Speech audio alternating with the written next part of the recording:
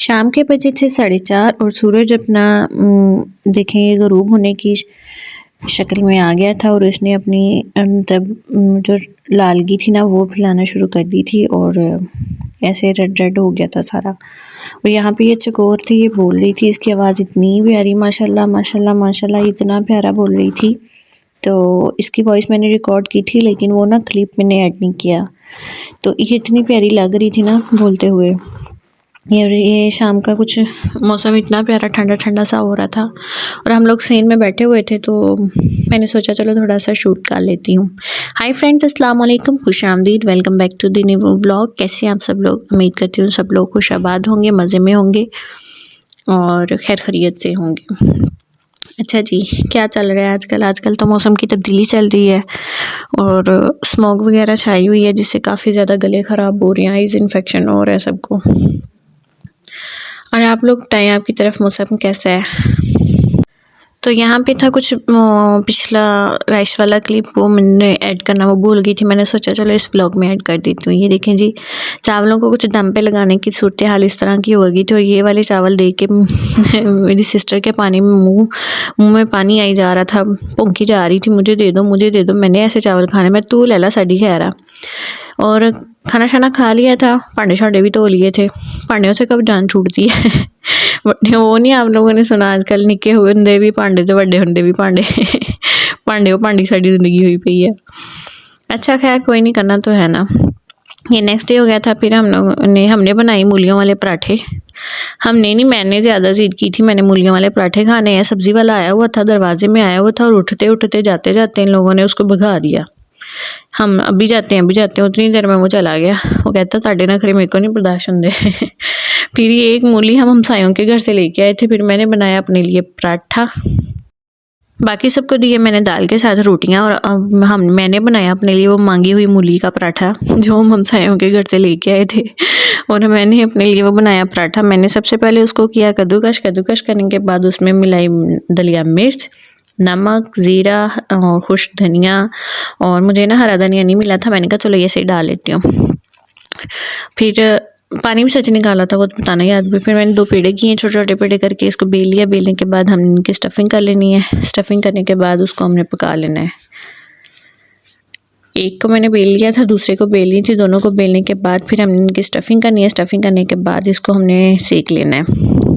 कुछ लोग cooking oil वगैरह लगा लेते हैं, कुछ लोग देसी घी में इसको फ्राई कर लेते हैं, कुछ लोग मक्खन से बना लेते हैं। मुझे जो मिल जाए, जो मेरे हाथ में नज़र आ जाए मैं वही लगा लेती हूँ।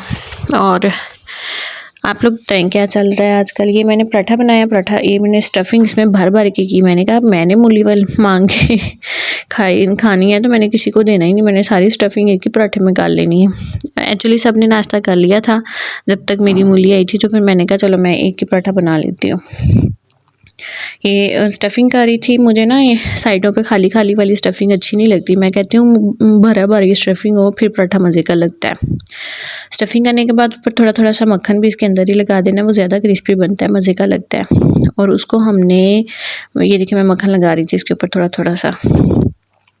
फिर हमने बेलने की मदद से इसको बेल लेना या हाथ की मदद से, कोशिश करें जिस तरह से। मुझे ना हाथ से बनानी नहीं आती, मैं ट्राई करती हूँ लेकिन फिर भी आती नहीं है। आहिस्ता आहिस्ता आएंगी शायद, जब बूढ़े हो जाएंगे हम लोग भी तब भी आएंगी। फिर इसको हमने बेल लेना है। बेलने के बाद फिर हमने जो भी मक्खन या कुकिंग ऑयल देसी घी जो भी चीज़ अवेलेबल है उसको लगा के इसको हमने हल्की आंच पे सेक लेना है, फ्राई कर लेना है।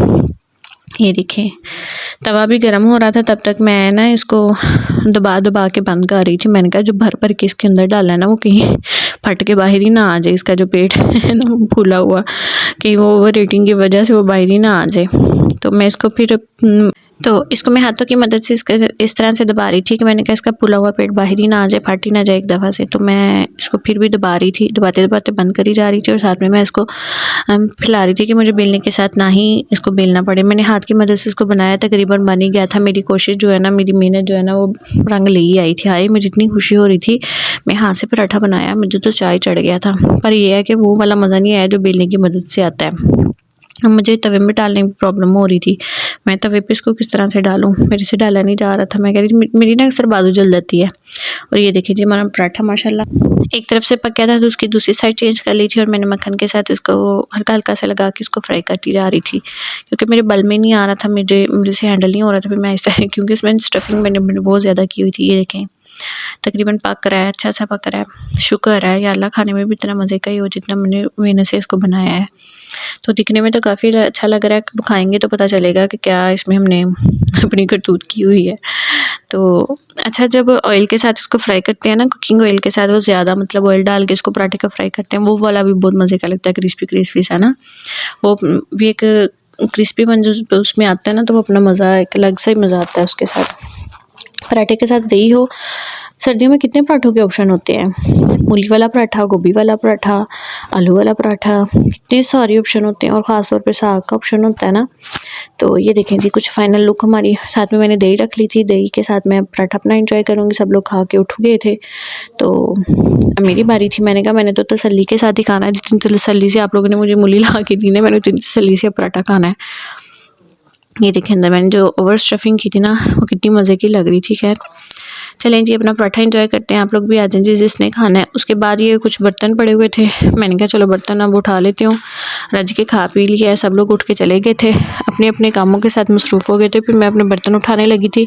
सबसे पहले दही उठाई और उसको फ्रिज में रख, और दही को मैंने उठाया सबसे पहले, उसको तो फ्रिज में रखा। और बाकी बर्तन मैं आहिस्ता आहिस्ता करके किचन में पहुँचा रही थी। मैंने कहा तुम लोग पहुँचो, फिर मैं आती हूँ पीछे आप लोगों के। सिंक में जमा हो जाओ जाके जल्दी जल्दी से, फिर मैं फटाफट आ रही हूँ आपके पीछे। मैं 2 हाथ करने हैं ना आपके साथ, आपको धोना है। बड़ा सारा हौसला करके सर्दियों में बर्तन धोने पड़ते हैं, पानी ठंडा लगता है। ये पता नहीं किसने हाफ़ रोटी छोड़ दी थी। मैं सारे बर्तन उठा के फिर एक जमा इकट्ठे करके तो इसको सिंक में रखूँगी। सिंक में रखने के बाद इसको फिर मोटर चला के गर्म पानी के साथ बर्तन धोने थे। बर्तन वगैरह समेटने के बाद फिर मैं चाय भी बनानी थी, चाय आंटी को चाय भी देनी थी उनको। मैंने कहा चलो पहले बर्तन धो लेती हूँ, ताकि किचन अपनी कुछ सूरत हाल में आएगा, उसके बाद फिर मैं आपको चाय बना के। ये कुछ ना दस्तरखान में पोने शोने होते हैं, वो भी धोने वाले थे। मैंने डेगची में पानी डाला, वावा 2-3 कप डाले और उसके अंदर ये सारे पोने भिगो दिए। ये ना एक्चुअली मक्खन के साथ जब रोटी बनाते हैं ना, तो घी वगैरह लग जाता है पराठों रोटियों वाला ना इसके पोने के ऊपर।